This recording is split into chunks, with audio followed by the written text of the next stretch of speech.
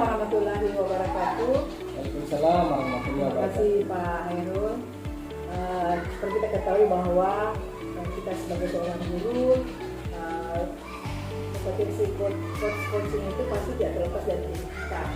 Jadi ada beberapa yang mungkin yang perlu saya sampaikan kepada Pak Yola pada saat akan meng-coaching seseorang, apakah itu guru, apakah itu siswa, apakah itu teman sejawat atau masyarakat dan seterusnya. Mungkin yang perlu Pak Hairullah perhatikan ada kompetensi inti yang harus kita perhatikan Pak Hairullah. Yang pertama, bagaimana Pak Hairullah itu memiliki kehadiran penuh pada saat melakukan coaching.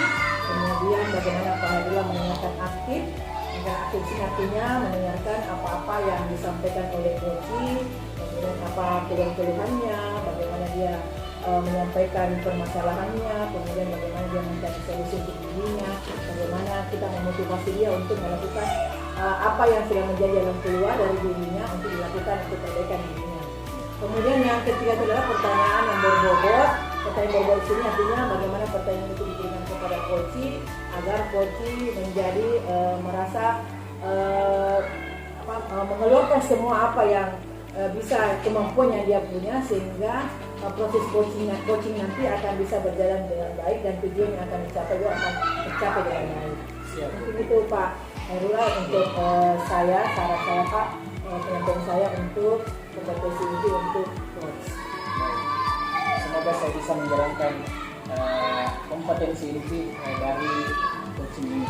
Terima kasih.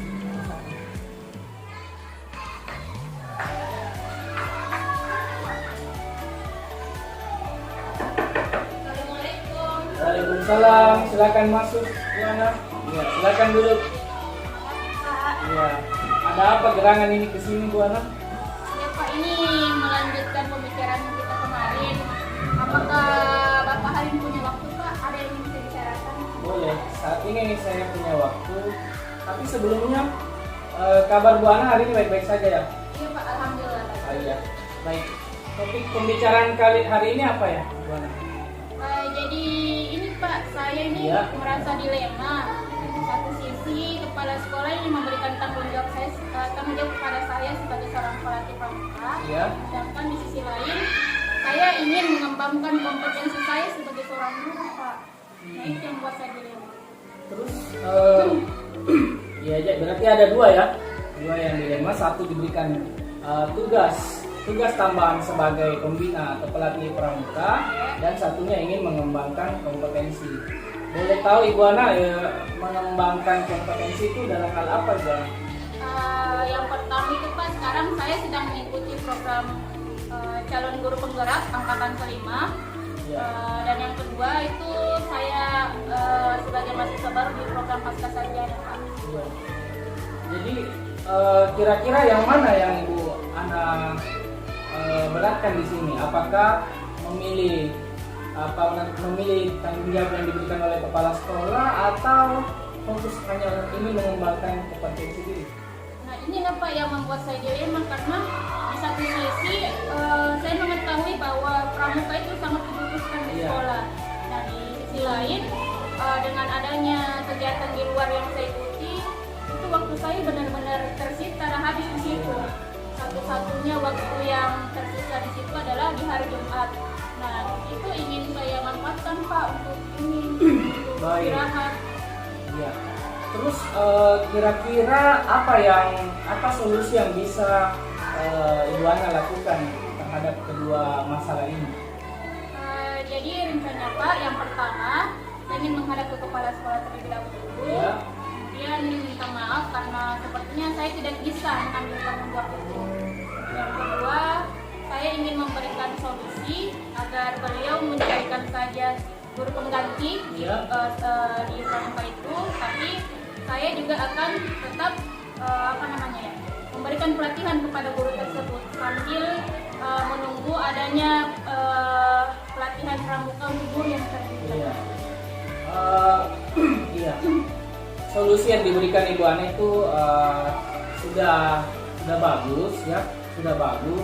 Tinggal dilaksanakan semaksimal mungkin. Jadi nanti bagaimanalah caranya Ibu Ana bisa membagi waktunya, karena Karena seperti tadi yang Ibu Ana sampaikan bahwa di hari Jumat itu adalah hari yang free untuk Bu Ana. Nah, di sini bagaimana caranya supaya Bu Ana bisa juga menjaga kondisinya dalam hal ini, supaya kedua tugasnya ini bisa berjalan dengan baik, Bu Ana. Iya, jadi cocok yang Bu Ana sampaikan bahwa tugas tambahan yang diberikan itu boleh saja ya digantikan oleh teman ya, supaya tugas juga kuliah di luar itu bisa lebih berjalan juga lebih baik lagi, seperti itu Bu Ana. Dan apakah rencana yang Ibu Ana rencanakan ini bisa dijaga, atau maksudnya bisa mungkin bisa dipertanggungjawabkan ke depannya ya, atau bisa dijalankan? Insya Allah bisa Pak, karena saya memang sudah berkomitmen Ya. untuk menjalankan hal ini. Terbukti sebenarnya saya juga sudah menyiapkan list apa-apa saja yang ingin saya ajarkan kepada guru. Apabila ada guru pengganti, saya sudah siapkan mana-mana saja yang ingin saya ajarkan kepada Oh guru ya, pengganti. bagus Ibu kalau sudah ada perencanaan yang baik, sehingga kedua tadi tugas yang diamanahkan Ibu Ana itu bisa berjalan semua dengan lancar. Saya rasa usulan atau solusi yang disampaikan oleh Ibu Ana itu sudah sangat tepat, tinggal dijalankan semaksimal mungkin, seperti itu. Masih ada Ibu Ana yang ingin disampaikan? Saya rasa sudah untuk kali ini sudah tidak ada lagi Pak. Terima kasih banyak Pak Lula. Iya. Saya benar-benar merasa tercerahkan atas bantuan Iya, Bapak. iya. Sangat senang bisa sharing dengan Bapak. Iya, sama-sama Ibu Ana. Baik, kalau begitu saya ingin lanjut mengajar dulu Pak. Siap. Terima kasih banyak atas Siap, waktunya. silakan. Iya, Assalamualaikum. Waalaikumsalam warahmatullahi wabarakatuh.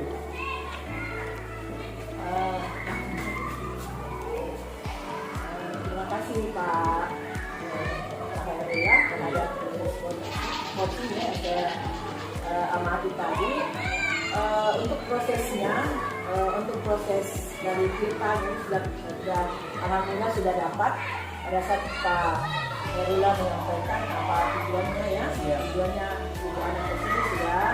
Kemudian bagaimana mengidentifikasi, bagaimana menggali informasi dari Ibu Ana sendiri tentang identifikasi masalahnya. Jadi permasalahan itu dia sudah dia gali sendiri apa yang menjadi masalahnya. Kemudian Pak Ani juga, Pak Hairullah juga sudah mendengarkan secara aktif, kemudian sudah menyampaikan pertanyaan-pertanyaan yang bisa menggali kompetensi daripada Koti, misalnya bagaimana dia memberikan solusi sendiri, solusi yang bisa dia buat, kemudian solusi yang bisa dia sampaikan ke kepala sekolah tadi terkait dilema yang dia rasakan. Kemudian pertanyaan berbobot juga alhamdulillah sudah terlaksana, walaupun memang harus ditingkatkan ya Pak, karena proses untuk pertanyaan berbobot itu memang harus diasah terus.